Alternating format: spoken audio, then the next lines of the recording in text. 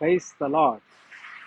అందరికి ప్రభువును రక్షకుడైన యేసుక్రీస్తు వారి శ్రేష్టమైన గొప్ప నామంలో హృదయపూర్వక వందనాలు. అందరు బాగున్నారా? ప్రతి ఒక్కరు బాగుండాలి. ప్రతిదినం దేవుని స్తుతించాలి, దేవుని నామాన్ని ఘనపరచాలి, ఆరాధించాలి. అది దేవుని చిత్తం పిల్లారా. దేవునికి అది ఎంతో ఇష్టమైనటువంటి. Praise the lord. కారణం ఏంటి తెలుసా? మనకి మేలు జరిగింది, మంచి జరిగింది, మనం క్షేమంగా ఉంటాం, ఆనందంగా ఉంటాం, సంతోషంగా ఉంటాం.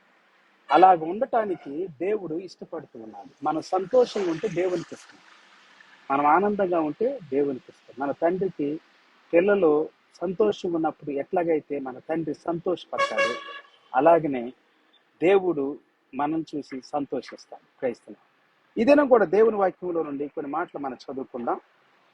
దేవుని వాక్యాన్ని చదివే ముందు మనం ప్రార్థన చేసుకుందాం. పరిశుద్ధాత్మ దేవుడు ఈ దినం కూడా మనతో మాట్లాడి మనం నడిపించినట్లుగా, బలపరిచినట్లుగా ప్రార్థన చేసుకుందాం.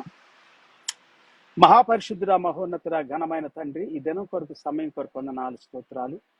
ఈ దినం కూడా మాతో మాట్లాడండి, సర్వసత్యంలోకి నడిపించండి, బోధించండి, బలపరచండి. దేవా తండ్రి, మహిమ ఘనత నీవే పొందమని ప్రార్థిస్తుంది. ఈ సమయం కొరకు, ఈ దినం కొరకు వందనాలు చెల్లిస్తున్న సకల దురాత్మ యేసు నామములో గద్దించబడును గాక. చీకటి ఆత్మలు గద్దించబడును గాక. విరోధమైన ఆత్మలు గద్దించబడును గాక. వ్యతిరేకమైన శక్తులు యేసు నామములో గద్దించబడును గాక. ఈ యొక్క కార్యక్రమానికి, ఈ యొక్క లైవ్ స్ట్రీమ్ కి విరోధంగా, వ్యతిరేకంగా రూపించే ఆయుధాలు, చీకటాత్మలు, దురాత్మలు, దైవాత్మలు, ద్వేషించాత్మలు, దూషించాత్మలు నాశనం అయిపోవును గాక. విడుదల, స్వస్థత, ఆరోగ్యం దయచేయమని, బలపరచమని, మహిమ పొందమని, ఆశీర్వదించమని యేసు నామములు స్తుతించి ప్రార్థించి వేడుకుంటున్నాము తండ్రి. ఆమేన్. Praise the lord. దేవుని స్తోత్రం. ఈ దినాల్లో చాలా విషయాలు పిల్లరా, మనం తెలుసుకోవాల్సినటువంటి విషయాలు ఎన్నో ఉన్నాయి. అయితే చాలా వరకు కొంతమంది ఈ దినాల్లో ఏం మాట్లాడుతున్నారంటే, యేసు క్రీస్తు వారు చనిపోలేదు, ఆయన అసలు భూమి మీదకి రాలేదని కూడా మాట్లాడుతున్నారు. అదొక క్రియేట్ చేయబడినటువంటి క్యారెక్టర్ అనేటువంటిది కూడా మాట్లాడుతూ ఉన్నారు.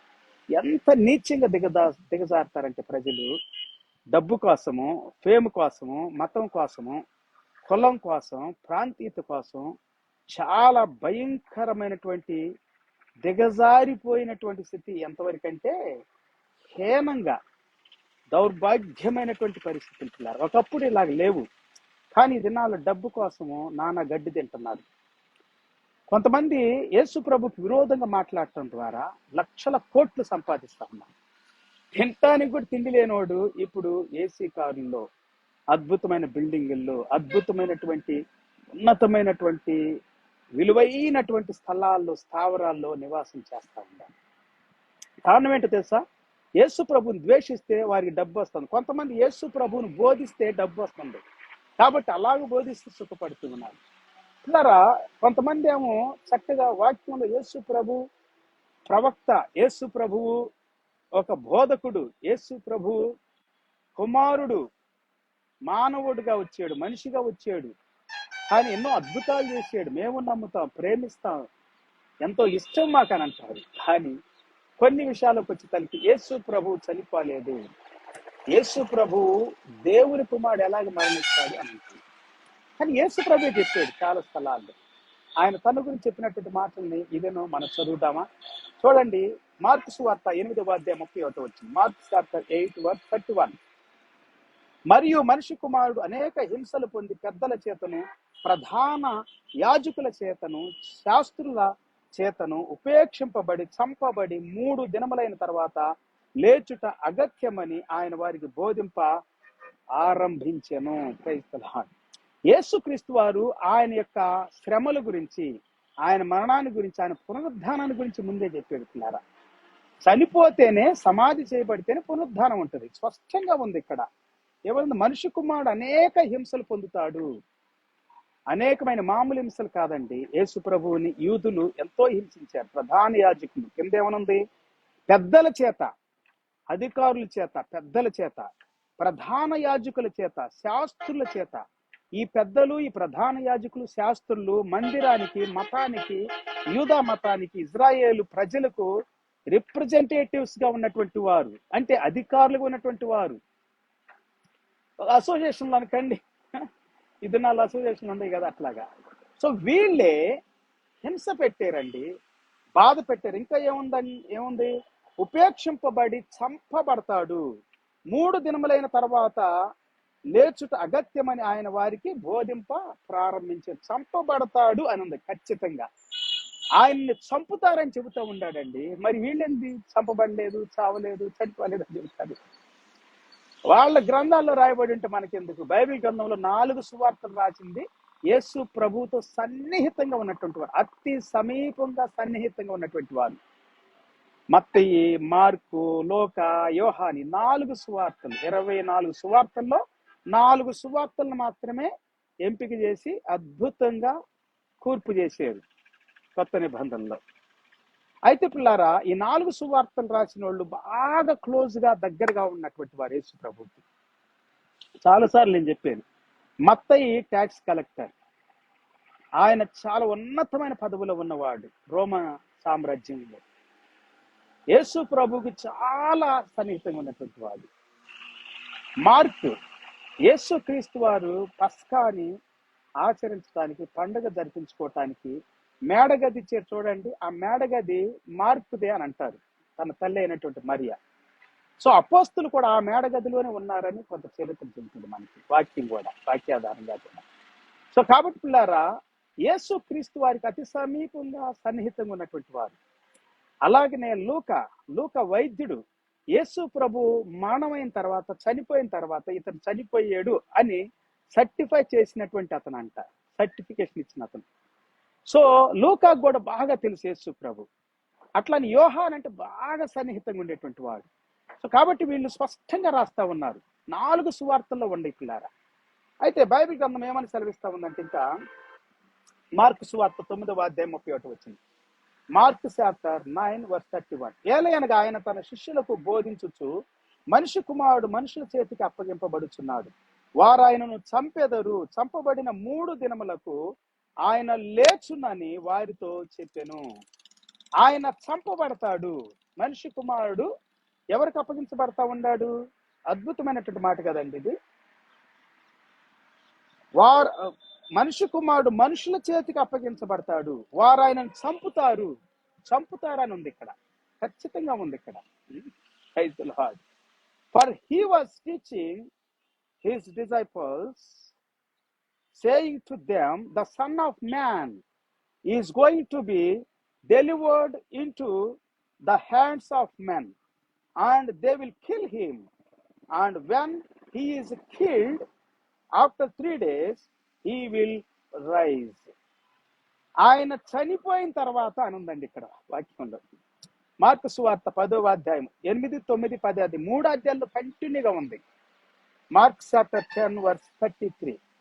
ఇదిగో మనము యెరూషలేమునకు వెళుచున్నాము, మనిషి కుమారుడు ప్రధాన యాజకులకును శాస్త్రులకును అప్పగింపబడును, వారు ఆయనకు మరణశిక్ష విధించి ఆయనను అన్యజనులకు అప్పగించెదరు. కొంచెం డిఫరెంట్ గా చెబుతున్నాడు యేసు ప్రభువు ఏం జరగబోతుంది అనేటువంటివి. పక్కాగా ప్లానింగ్ గా జరగబోయే దాన్ని ఒక్కొక్క దాన్ని వివరిస్తా ఉన్నాడు అనమాట ఒక్కొక్క అధ్యాయంలో. We're going up to Jerusalem, and the Son of Man will be delivered over to the chief priests and the scribes, and they will condemn him to death and deliver him over to the Gentiles. వారు ఆయనను అపహసించి, ఇక్కడ స్పష్టంగా చెబుతున్నాడండి ఎంత ఘోరంగా చేస్తారు అనేటువంటి విషయాలు. వారు ఆయనను అపహసించి ఆయన మీద ఉమ్మి వేసి కొరడాలతో ఆయనను కొట్టి చంపెదరు. అపహసిస్తారు, ఉమ్మి వేస్తారు, కొరడాలతో కొట్టి చంపుతారు అని చెబుతున్నాడు. 3 దినములైన తర్వాత ఆయన తిరిగి లేచునని చెప్పాను. 3 దినాలైన తర్వాత తిరిగి లెగుస్తాడు అని చెప్తున్నాడు. 45వ వచనం, మార్క్ చాప్టర్ 10:45. మనిషి కుమారుడు పరిచారము చేయించుకొనుటకు రాలేదు గాని పరిచారము చేయుటకును అనేకులకు ప్రతిగా విమోచన క్రయధనముగా తన ప్రాణమును ఇచ్చుటకును వచ్చెను అనెను. తన ప్రాణాన్ని ఇవ్వటానికి. For even the son of man came not to be sold but to serve and to give his life as a ransom for many. అనేకుల కొరకు క్రయధనముగా అప్పగించబడటానికి వచ్చాడని చెబుతా ఉన్నాడండి. Praise the lord. యేసుక్రీస్తు వారు ఇంకా ఏం చెబుతున్నాడంటే తండ్రిని గురించి, తనను గురించి. కొంతమంది మరి యేసుక్రీస్తు వారు ఎక్కడ కూడా మరి దేవుడిని అని చెప్పుకోలేదు అని అంటారు. చనిపోలేదని చెబుతారని అంటారని చెప్పి ఆ మాట చెప్పుకొచ్చాడు. చనిపోయాడు, సమాధి చేయబడ్డాడు, తిరిగి 3వ దినాన లేచాడు. రెండవదిగా యేసుక్రీస్తు వారు దేవుణ్ణి ఎక్కడా చెప్పుకోలేదు అని అంటారు. సో బైబిల్ గ్రంథం ఏమని సెలవిస్తా ఉందంటే, చూడండి, యోహాను సువార్త 5వ అధ్యాయం 17 వచ్చింది. Johne's gospel chapter 5:17. అయితే యేసు, నా తండ్రి ఇది వరకు పని చేయుచున్నాడు, నేనును చేయుచున్నానని వారికి ఉత్తరం ఇచ్చెను. ఆయన విశ్రాంతి దినాచారము మీరుట మాత్రమే గాక, దేవుడు తన సొంత తండ్రి అని చెప్పి తన్ను దేవునితో సమానునిగా చేసుకొనెను. గనుక ఇందు నిమిత్తమును యూదులు ఆయనను చంపవలనని మరి ఎక్కువగా ప్రయత్నం చేసి, అంటే దేవునితో సమానునిగా చేసుకున్నటువంటి వారిని రాళ్లతో కొట్టి చంపేసేయాలి. సో యేసు ప్రభువు అంటున్నాడు, ఆయన దేవుని నా తండ్రి అని అంటున్నాడు. దేవుణ్ణి యేసు ప్రభు తండ్రి అంటే సొంత కుమారుడు. సో దేవునితో సమానునిగా చేసుకుంటున్నాడు. అంటే కుమారుడు తండ్రి ఒకటే కదా, ఎప్పుడైనా కానీ వేరువేరు కాదుగా ఎప్పటికైనా ఈ భూమి మీద. అలాగనే పరలోకంలో కూడా తండ్రి కుడి పార్శ్వమందు కూర్చొని ఉన్నాడు అని ఉంది యేసు ప్రభుని గురించి ఆయన చనిపోయిన తర్వాత. ఓకే, 25 వచ్చిన ఏమని సెలవిస్తా ఉందంటే, వర్స్ 25, మృతులు దేవుని కుమారుని శబ్దము వినిగడియ వచ్చుచున్నది, ఇప్పుడే వచ్చి ఉన్నది, దానిని వినువారు జీవింతురని మీతో నిశ్చయముగా చెప్పుచున్నాను. తండ్రి ఎలాగూ తనంతట తాను జీవము గలవాడై ఉన్నాడు, అలాగే కుమారుడును తనంతట తాను జీవము గలవాడై ఉండుటకు కుమారునికి అధికారము అనుగ్రహించబడెను. తండ్రి నేను ఒకటే, తండ్రి అధికారం ఇస్తున్నాడు, తండ్రి జీవము కలిగిన వాడై ఉన్నాడు, అలాగనే నేనును జీవము కలిగినటువంటి వాడనై ఉన్నాను. Johne's gospel chapter 5:26 we are reading. As the Father has life in himself, so he has granted the Son also to have life in himself. Praise the Lord. 25 వచనం, సారీ, మత్తయి సువార్త 26వ అధ్యాయం 26 వచనం. ఇప్పుడు Matthew chapter 26 verse 26, 63, 26వ అధ్యాయం మత్తయి సువార్త 63వ వచనం. అందుకు ప్రధాన యాజకుడు ఆయనను చూచి, నీవు దేవుని కుమారుడైతే, క్రీస్తువైతే ఆ మాట మాతో చెప్పుమని జీవము గల దేవుని నీకు ఆనబెట్టుచున్నాను అనెను. అందుకు యేసు, నీవన్నట్టే నేను దేవుని కుమారుణ్ణి అని అంటున్నాడు. ఆయన దేవునితో సమానుడు, దేవుని కుమారుడు. ఆయన దేవుడు కాదు, ఆయన ప్రవక్త అని అంటారు కొంతమంది. ఆయన చనిపోలేదంటారు, ఆయన ప్రవక్త అని అంటారు. కానీ బైబిల్ సెలవిస్తా ఉంది, యేసు క్రీస్తు దేవుని కుమారుడు. దేవునితో సహానుభవమును విడిచిపెట్టకూడని భాగ్యమని ఎంచుకోలేదు. దేవుని దగ్గర, దేవుని ఇంటిలో నుండి వచ్చాను అంటున్నాడు యేసు ప్రభువు. ఓకే, 64వ వచనం, ఇది మొదలుకొని మనిషి కుమారుడు సర్వశక్తుని కుడి పార్శ్వమున కూర్చుండుటయు ఆకాశ మేఘారుడై వచ్చుటయు మీరు చూతురని చెప్పగా, ఆకాశ మేఘారుడై వచ్చుట మీరు చూస్తారు. తండ్రి సర్వశక్తుని యొక్క కుడి పార్శ్వమందు కూర్చొని ఉంటాడు యేసు ప్రభు. దేవుని స్తోత్రాలు, హల్లెలూయా. 65వ వచనం, ప్రధాన యాజకుడు తన వస్త్రము చింపుకొని, వీడు దేవదూషణ చేసెను, మనకిక సాక్షులతో పని ఏమి, ఇదిగో ఈ దూషణ మీరు విన్నారు కదా అని చెప్పాను, మీకేమి తోచుచున్నదని అడిగాను. అందుకు వారు, వీడు మరణమునకు పాత్రుడు అని అన్నారు. మరణానికి పాత్రుడు. సర్వశక్తిని కుడిపార్శ్వమందు కూర్చుంటావా నువ్వు మరణానికి పాత్రుడివి, నువ్వు దేవదోషం చేస్తున్నావని అన్నారు. కానీ యేసు ప్రభు వాస్తవంగా ఆయన తండ్రి కుడిపార్శ్వమందు కూర్చున్నవాడు. ఈ భూలోకాన్ని విడిచిపెట్టిన తర్వాత కూర్చుండబోయేవాడు ఆయనే. సమస్తము నేలువాడు ఆయనే, సకలాన్ని పరిపాలించేవాడు ఆయన. 67వ వచనం, అప్పుడు వారు ఆయన ముఖం మీద ఉమ్ము వేసి, ఎంత అవమానం చేశారు చూడండి, ఉమ్మేశారండి.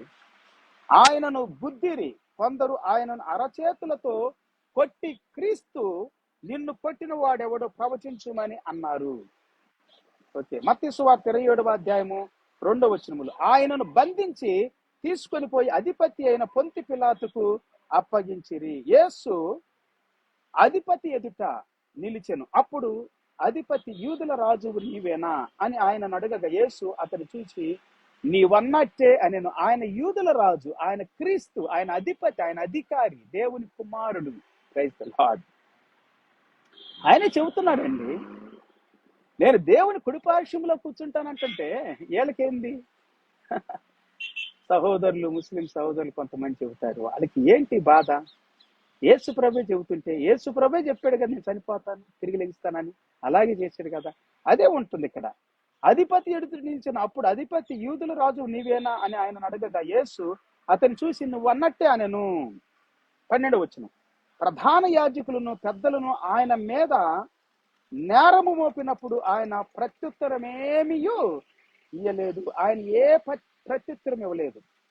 కాబట్టి పిలాతు నీ మీద వీరిన్ని నేరములు మోపుచున్నారే, నీవు వినలేదా అని ఆయనను అడిగెను. ప్రధాన యాజకులను పెద్దలను బరబ్బాను విడిపించుమని అడుగుటకును యేసును సంహరించుటకును జన సమూహములను ప్రేరేపించిరి. అందుకు పిలాతు, అలాగైతే క్రీస్తనబడిన యేసును ఏమి చేతునని వారిని అడగగా, సిలువ వేయమని అందరూ చెప్పిరి. సిలువ వేయమని చెప్పారు. చావలేదు, చంపబడలేదు అని అంటారు. ఎందుకు ఆయన హింసించబడతాడు, దూషించబడతాడు, కొట్టబడతాడు అంటారు. లేదు, కొట్టబడ్డాడు, సిలువ వేయబడ్డాడు. 26 వచ్చింది. అప్పుడు అతడు వారు కోరినట్టు బరబ్బాను వారికి విడుదల చేసి యేసును కొరడాలతో కొట్టించి సిలువ వేయని అప్పగించెను.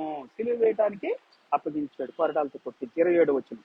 అప్పుడు అధిపతి యొక్క సైనికులు యేసును అధికార మందిరంలోనికి తీసుకొని పోయి ఆయన యుద్ధ సైనికులనందరినీ సమకూర్చిరి. వారు ఆయన వస్త్రములు తీసివేసి ఆయనకి ఎర్రని అంగి తొడిగించి 29 వచనం. ముండ్ల కిరీటమును అల్లి ఆయన తలకు పెట్టి, ముళ్ళ కిరీటం అల్లి తలకు పెట్టారు. ఒక రెల్లు ఆయన కుడి చేతిలో ఉంచి ఆయన ఎదుట మోకాళ్ళు, యూదుల రాజా నీకు శుభమని ఆయనను అపహసించి, ముందే చెప్పాడు కదండి, అపహసిస్తారు, అవమానిస్తారు, హింసలకి గురి చేస్తారని, చంపుతారని. 30 వచనం. ఆయన మీద ఉమ్మి వేస్తారని చెప్పాడు కదా, ఉమ్మి వేశారు. రెల్లును తీసుకొని దానితో ఆయనను తల మీద కొట్టిరి. ఆయనను అపహసించిన తర్వాత ఆయన మీదనున్న ఆ అంగీని తీసివేసి ఆయన వస్త్రములు ఆయనకు తొడిగించి సిలువ వేయుటకు ఆయనను తీసుకొని పోయిరి. చేదు కలిపిన ద్రాక్షారసమును ఆయనకు త్రాగనిచ్చిరి గాని ఆయన దానిని రుచి చూచి తాగనొల్లక పోయెను. ఏది? 34 వచ్చినవండి మనం చదువుకున్నటువంటిది. ఇప్పుడు 35 వచ్చిన. వారు ఆయనను సిలువ వేసిన పిమ్మట చీట్లు వేసి ఆయన వస్త్రములు పంచుకొనిరి. మత్తయిలో చాలా గంభీరంగా మాట్లాడుతుందండి దేవుని వాక్యం. 39 వచ్చిన. ఆ మార్గమును వెళ్ళుచుండిన వారు తలలూచుచు, దేవాలయమును పడగొట్టి 3 దినములలో కట్టువాడా, నిన్ను నీవే రక్షించుకొనుము, నీవు దేవుని కుమారుడైతే సిలువ మీద నుండి దిగుమని చెప్పుచు ఆయనను దూషించిరి. ఆయన దూషించారు, చూసారా? అపహసించారు, హేళన చేశారు, హింస పెట్టారు, ఉమ్ము వేశారు, పిడిగుద్దులు గుద్దారు, ముసుగు వేశారు, గడ్డం పెరికారు. వావ్, చూసారా ఎంత అవమానం అండి! ఇవన్నీ హింసలు పిల్లారా సహించాడు. మన ముస్లిం సహోదరులు కనపడతలేదా? ఎందుకు దాచిపెడుతున్నారు సహోదరులారా? దాచిపెట్టొద్దు. చూడండి, కళ్ళు తెరిచి చూడండి, వాక్యాన్ని చూడండి, వాక్యాన్ని నమ్మండి. ఈ గ్రంథంలో రాయబడి ఉండకపోవచ్చు. ఇప్పుడు అందరూ హిందువులు, ముస్లింస్, ప్రతి ప్రతి కులస్తుడు యేసు ప్రభుని ప్రార్థిస్తున్నారండి. వాళ్ళ గ్రంథాలు పక్కన పెట్టారు. యేసు సరే, ఏ చేతనైనా మెష్ చేత గాని, కచ్చ చేత గాని దేవుని సువార్త ప్రకటించబడతా ఉంది. దేవుని స్తోత్ర, హల్లెలూయా. వాక్యం యేసునే, అందరి నోట్లో యేసు ప్రభువే. బ్యాడికి చెప్పని, మంచికి చెప్పని, నమ్మనే నమ్మకపోని ఆయన నామాన్ని జపిస్తా ఉండారు, ఆరాధిస్తా ఉండారు ప్రతి ఒక్కళ్ళు. ప్రపంచంలో అన్ని కులాలు, అన్ని మతాలు, అన్ని దేశాలు యేసు ప్రభువుని హెచ్చిస్తున్నాయండి, ఆరాధిస్తున్నారు. క్రైస్తవులు అది కూడా ఆరాధించటమే. యేసు ప్రభువుని గురించి మాట్లాడటం కూడా ఆరాధించటమే పిల్లారా. Praise the lord. 41 వచనం. అలాగే శాస్త్రులను, పెద్దలను, ప్రధాన యాజకులను కూడా ఆయనను అపహసించుచు, వీడు ఇతరులను రక్షించిన, తన్ను తానే రక్షించుకొనలేడు, ఇశ్రాయేలు రాజు కదా, ఇప్పుడు సిలువ మీద నుండి దిగిన ఎడల వాని నమ్ముదు. ఇశ్రాయేలు రాజు కదా అంటున్నారు, మళ్ళా యూదుల రాజు కదా అని అన్నారు, ఇశ్రాయేలు రాజు కదా అంటున్నారు. ఎస్, ఇశ్రాయేలు కూడా రాజే. దావీదు సింహాసనాన్ని స్థిరపరచువాడు, నిత్య పరిపాలనలో సింహాసనాన్ని స్థిరపరచువాడు. స్తోత్రం. యేసుక్రీస్తు ద్వారా. 44 వచనం. ఆయనతో కూడా సిలువ వేయబడిన బందిపోటు దొంగలు అలాగే ఆయనను నిందించారు. బందిపోటు దొంగలు కూడా నిందించారు. అయితే ఒక దొంగ నిందించాడని ఒక చోట ఉంది, దొంగలు కూడా నిందించారని ఇక్కడ బైబిల్ గ్రంథం సెలవిస్తబడుతుంది. దేవుని స్తోత్ర. హల్లెలూయా. దేవుని వాక్యంలో మనం చదువుకున్నట్లురా చాలా అద్భుతమైనటువంటి మాటలు పరిశుద్ధాత్మ దేవుడు మనతో మాట్లాడుతూ ఉన్నాడు. యేసు క్రీస్తు ప్రభు ఈ భూమి మీద జన్మించలేదు అని అంటారు కొంతమంది. యేసు క్రీస్తు ప్రభు ఈ భూమి మీద జన్మించాడు. క్రైస్తులా ఆయన గొప్పవాడిగా జన్మించాడు. లూకా సువార్త 1:31 వచ్చి సెలవిస్తా ఉంది. 3వ విషయం మనం చదువుతున్నాం, యేసు ప్రభు జన్మను గురించి కూడా. ఒక్కొక్క అంశాన్ని నేను చెబుతా వస్తున్నాను.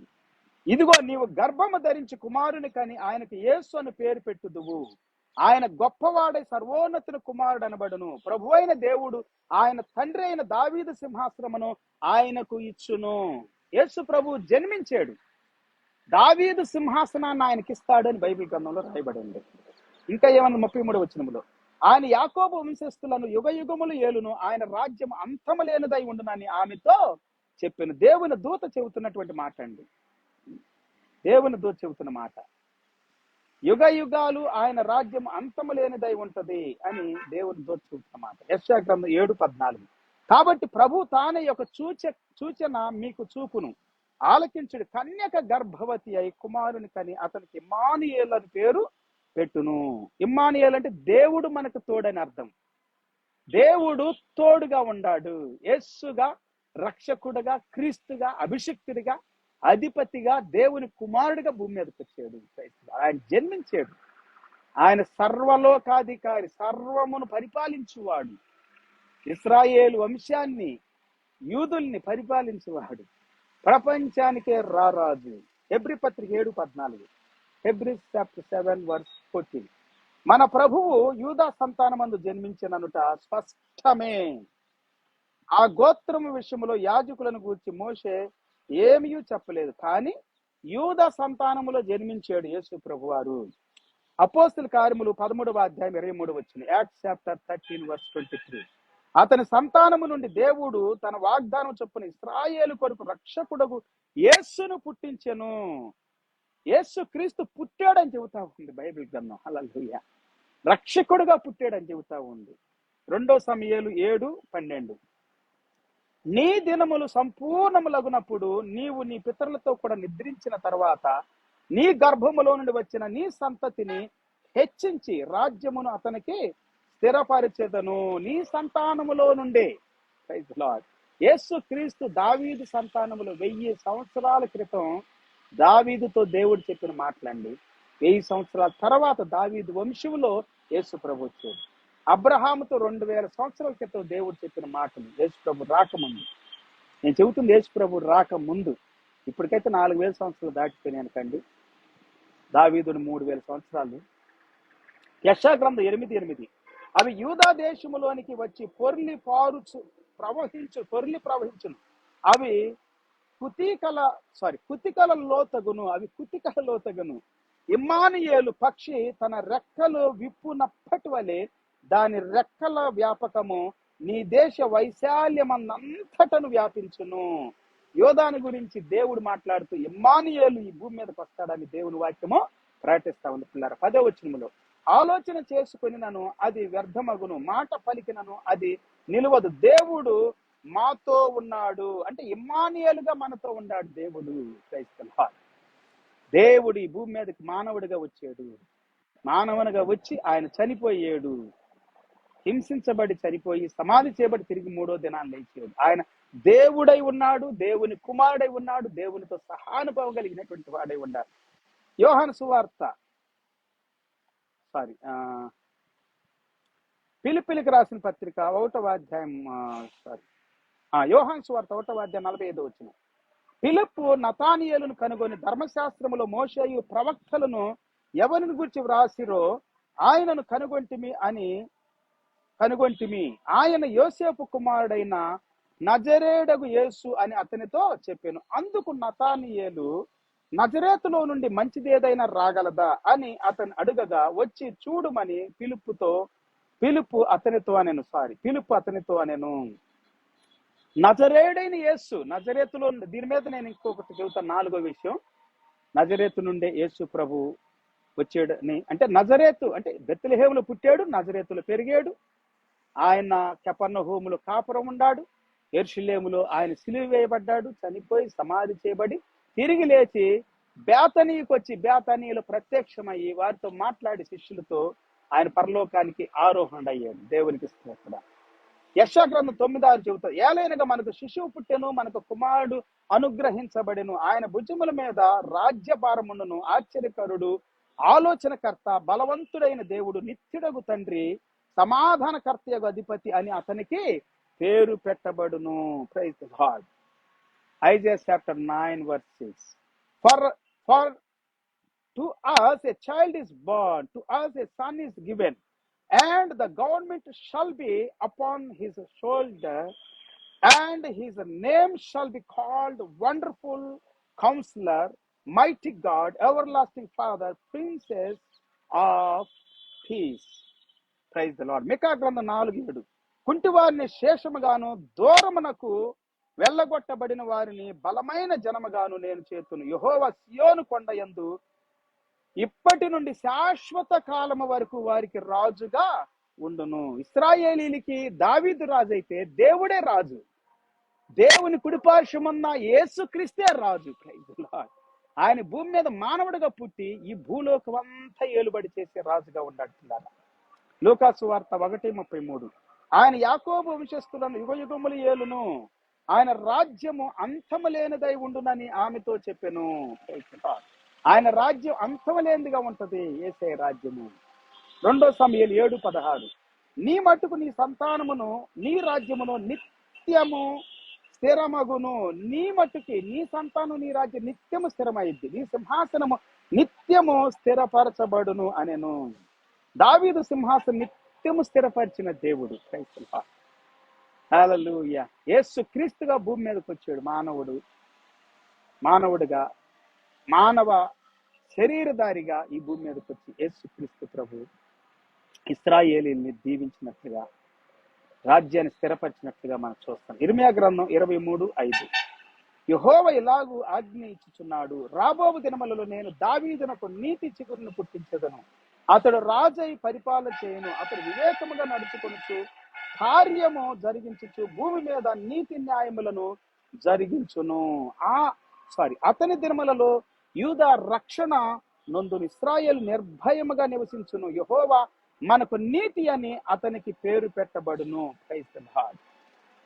దేవుని యొక్క యేసు క్రీస్తు యొక్క జన్మను గురించి, ప్రవచనాల గురించి, ప్రవక్తల గ్రంథాలు ఉన్నటువంటి వాక్యాల గురించి వాక్యం మాట్లాడుతూ ఆయన ఈ భూమి మీద జన్మించాడు అని చెబుతా ఉంది. మికా గ్రంథం 5:2. బెత్లెహేము ఎఫ్రతా, యూదా వారి కుటుంబంలోని నీవు స్వల్ప గ్రామమైనను నా కొరకు ఇశ్రాయేలీలను ఏలబోవాడు నీలో నుండి వచ్చును. పురాతన కాలం మొదలుకొని శాశ్వత కాలము ఆయన ప్రత్యక్షమగుచూ ఉండును. Praise the lord. హల్లెలూయా. శాశ్వత కాలము ఉండేటువంటిదండి దేవుని రాజ్యం. Praise the lord. దేవుడు క్రీస్తు రాజ్యము శాశ్వతమైంది. ఆయన చనిపోయి సమాధి చేయబడ్డాడు. కొంతమంది అంటారు యేసు క్రీస్తు వారు ఇండియాకు వచ్చాడు, ఇండియాలో ఉండడా. కాదు పిల్లారా, బైబిల్ గ్రంథం ఏమని సెలవిస్తా ఉందంటే యేసు క్రీస్తు వారు నజరేతులోనే పెరిగేది. చూడండి, లూకా సువార్త 4:16. 4వదిగా మనం లూకా సువార్త 4:16. తర్వాత ఆయన తాను పెరిగిన నజరేతునకు వచ్చెను, తన వాడుక చొప్పున విశ్రాంతి దినమందు సమాజ మందిరములోనికి వెళ్లి చదువుటకై నిలుచుండగా నజరేతుకు వచ్చాడు. తను పెరిగిన నజరేతు అంటే యేసు క్రీస్తు వారు బెత్లెహేములో పుట్టాడు, తర్వాత ఈజిప్ట్కి వెళ్ళాడు. అక్కడి నుండి మళ్ళా ఆయన మరి ఎక్కడికి వచ్చాడో మనకి అంత ఐడియా లేకపోతే, అంటే దేవుని వాక్యం సెలవిస్తూ చంపజూసేటువంటి వాడు ఇంకా బ్రతికే ఉన్నాడు కాబట్టి, సో చంపాలనుకున్నటువంటి వాడు చనిపోయాడు కాబట్టి ఇక నువ్వు రావచ్చు అని దూత చెప్పిన మాటను బట్టి వచ్చి నజరేతుకి వెళ్ళాడు అని అంటారు. చరిత్ర కూడా, వాక్యం కూడా కొన్ని ఆధారాలు కనబడతా ఉంది. మళ్ళా యెరూషలేముకి వచ్చారు వాళ్ళు. యెరూషలేము నుండి మళ్ళా నజరేతుకి వెళ్ళాడు. నజరేతులో ఉంటూ వాళ్ళు నజరేతు నుండి ఏటా ఏటా సంవత్సరం సంవత్సరం వాళ్ళు పస్కా పండుగ ఆచరించడానికి జరిపించుకోవటానికి యెరూషలేము వస్తానే ఉండారు. యేసు ప్రభు వస్తానే ఉండారు. 12 సంవత్సరాల వయసులో యేసు ప్రభు యెరూషలేములో శాస్త్రులతో మాట్లాడుతున్నట్లుగా బైబిల్ గ్రంథం మనకి సెలవిస్తా ఉంది. అధికారులతో, నాయకులతో. ఓకే, అయితే పిల్లారా 12 నుండి 30 సంవత్సరాల వరకు, 29 సంవత్సరాల వరకు ఎక్కడ ఉన్నాడు యేసు ప్రభు? కనపడలేదు కదా అని అంటారు కొంతమంది. అవును, ఆ వయసు అనేటువంటిది చిన్న వయసు కాబట్టి యూదుల్లో యేసు ప్రభు మాట్లాడిన, అద్భుతాలు చేసిన, బోధించిన, ఇలా చేస్తే చిన్న పిల్లల చేష్టాలకు కొట్టేస్తారు. అవి గ్రంథాల్లో రాయటానికి ఎవరు ఇష్టపడరు, రాయరు కూడా. అయితే యేసు ప్రభు 30 సంవత్సరాలు బాప్తిసం తీసుకొని సేవ పరిచర్యను ప్రారంభించాడు. అందుకే 30 సంవత్సరాల వరకు ఆయన డీటెయిల్స్ ఏవి కూడా తెలియచేయబడలేదు, రాయబడలేదు. అవసరం లేదు కదా రాయటానికి. కొంతమంది రాశారు కొన్ని గ్రంథాలు తప్పుడుగా, ఎక్కువగా ఎగస్ట్రాల్గా ఆయన చెయ్యి ఎంత పొడవు సాగుతుందని, ఆయన మట్టికి ఇట్లాగా ఓదగా పావురం అయిపోయి ఇట్లా కొన్ని. కాదు పిల్లారా, ఇంకా చాలా ఉండి అంట అట్లాంటివి. సో యేసుక్రీస్తు వారు 12 సంవత్సరాల నుండి 29 సంవత్సరాల వరకు, 30 సంవత్సరాల వరకు యోసేపుతో, మరియముతో ఉన్నాడు. వారికి లోబడి ఆయన 12 సంవత్సరాల వయసు దేవాలయంలో ఉన్నప్పుడు తల్లిదండ్రులు తిరిగి తిరిగి అలసిపోయి ఆయన వెతుక్కుంటూ వచ్చినప్పుడు ఆయన చెప్పింది ఒకటే, నేను నా తండ్రి పనుల మీద ఉండాలి. అయితే ఆ తర్వాత వారికి లోబడి ఉండెను అని ఉంది బైబిల్ గ్రంథం. యేసుక్రీస్తు వారు నజరేతులో నుండి ఏదైనా మంచిది వస్తుందా అని చెప్పబడింది. అంటే నజరేతులోనే పెరిగాడు ఆయన, నజరేతులోనే పెరిగాడు. క్రైస్తవులు వాళ్ళు తెలుసు నజరేతు వాడని, నజరేతులని పెరిగాడని. వారి యేసు ప్రభు వారి అన్నదమ్ములు, అక్క చెల్లెండ్రు, ప్రజలందరూ తెలుసు యోసేపు కుమారుడు కాదా, మరీ కుమారుడు కాదా అని చెప్పుకున్నారు. ఎనిహో పిల్లారా, నజరేతులోనే పెరిగాడు యేసు ప్రభువు. బైబిల్ సెలవిస్తా ఉంది 17 వచనం, ప్రవక్త అయిన యెషయా గ్రంథం ఆయన చేతికి ఇవ్వబడెను. ఆయన గ్రంథము విప్పగా ప్రభు ఆత్మ నా మీద ఉన్నది, బేదలకు సువార్త ప్రకటించుటకు ఆయన నన్ను అభిషేకించెను, చెరలో ఉన్న వారికి విడుదలను, గుడ్డి వారికి చూపును కలుగునని ప్రకటించుటకును, నలిగిన వారిని విడిపించుటకును, ప్రభువు హితవచనం ప్రకటించుటకును ఆయన నన్ను పంపి ఉన్నాడు అని వ్రాయబడిన చోటు ఆయనకు దొరికెను. ఆయన గ్రంథము చుట్టి పరిచారకునికి కూర్చుండెను. సమాజ మందిరములో ఉన్న వారందరూ ఆయనను తేరి చూడగా ఆయన నేడు మీ వినికిడిలో ఈ లేఖనము నెరవేరినదని వారితో చెప్పసాగెను. అప్పుడు అందరూ ఆయనను గూర్చి సాక్ష్యమిచ్చు ఆయన నోట నుండి వచ్చిన దయగల మాటలకు ఆశ్చర్యపడి ఈయన యోసేపు కుమారుడు కాడా అని చెప్పుకొచ్చు ఉండేవి. చెప్పుకుంటున్నారు కదా. సో యేసు ప్రభు నజరేతులను పెరిగాడండి. ఇండియా రాలా, జపాన్ వెళ్ళాలా, ఇంకో దేశాలు వెళ్ళాలా. ఆమేన్. యేసు ప్రభు భూమి మీద పుట్టాడు. యేసు ప్రభు చనిపోయి సమాధిబడి తిరిగి 3వ దినాలు లేచాడు. యేసు ప్రభు దేవుని కుమారుడని, దేవునితో సహానుభవం కలిగిన వాడిని అని చెప్పుకున్నాడు. నేను నా తండ్రి ఏకమై ఉన్నామని చెప్పి, ఒకటై ఉన్నామని చెప్పాడు. యేసుక్రీస్తు వారు నజరేతులోనే పెరిగాడు అనేటువంటి విషయాల్ని మనం ఏదైనా చెప్పుకోవటం జరిగింది. చాలా మంది విడ్డూరంగా, ఆశ్చర్యంగా, అబద్ధంగా సృష్టిస్తూ అనేకమైన మాటలు చెబుతా ఉన్నారు. అబద్ధాలు నమ్మకండి, విడ్డూరంగా మాట్లాడకండి. డబ్బు కోసం, సుఖం కోసం, పదవి కోసం, పరపతుల కోసం సత్యాన్ని నమ్ముకోవద్దు. సత్యాన్ని కొనుక్కోవాలి, సత్యంలో నిలిచి ఉండాలి, సర్వ సత్యములోనికి నడిపించబడాలి, దేవుని గణపరచాలి. అట్టి కృప మనకి, మన కుటుంబానికి దేవుడు సమృద్ధిగా అనుగ్రహించును గాక. ప్రార్థన చేస్తున్నా. పరిశుద్ధుడా, మహోన్నతుడా, మేము ఇంతవరకు ఉన్న వాక్యం కొరకు స్తోత్రాలు, నీ మాటలు కొరకు స్తోత్రాలు, నీలో నిలిచి ఫలించినట్లుగా సహాయం చేయండి. దేవా, వాక్యాన్ని గ్రహించినట్లుగా, సత్యాన్ని గ్రహించినట్లుగా కొరకు చూపండి. దురాత్మ, దైపాత్మ, చీకటి శక్తులన్నీ గద్దించండి, విడిపించండి. మా దేశాన్ని, మా రాష్ట్రాలను దీవించండి, మా పల్లె ప్రాంతాలు దీవించండి, మా బంధువులు, మా స్నేహితులు, తల్లిదండ్రులు దీవించండి. వారి అవసరాలు, వారి అక్రతలన్నీ నీ మహిమలో, నీ ఐశ్వర్యములో తీర్చండి ప్రభువా. సర్వ సమృద్ధిని దయచేయమని ఈ సమయం కొరకు, దినం కొరకు వందనాలు, స్తుతులు, స్తోత్రాలు చెల్లిస్తూ మా ప్రభువును, మా రక్షకుడైన యేసుక్రీస్తు వారి అతి శ్రేష్టమైన గొప్ప నామంలో స్తుతించి ప్రార్థించి మహిమపరిచి వేడుకుంటున్నాం తండ్రి. ఆమేన్. తండ్రి దేవుని ప్రేమ, యేసయ్య కృప, పరిశుద్ధాత్ముడు సన్నిధి సహవాసం, కాపుదల, భద్రత కూడిన మనందరికీ, సకల పరిశుద్ధులకి సదాకాలం ప్రభు రాకడ వరకు తోడై ఉండి నడిపించును గాక. ఆమేన్. Praise lord. అందరూ ప్రభుపేట హృదయపూర్వక వందనాలు. మళ్ళీ తిరిగి కలుసుకున్నట్టు వారికి ప్రభు కృప, మనకే మన కుటుంబాల జీవితాలు తోడే నడిపించిన గాక. Have a great day and wonderful day. See you some time in God's will and God's time. And I wish everyone happy and prosperous and blessed New Year, advance year 2024. Praise the Lord. అందరికి నూతన సంవత్సరపు శుభాకాంక్షలు, మీకు మీ కుటుంబానికి శుభాకాంక్షలు. 2024 సంవత్సరం advance happy new year. Praise the Lord. God bless you. Praise the Lord. See you sometime. Until then, take care. Bye-bye.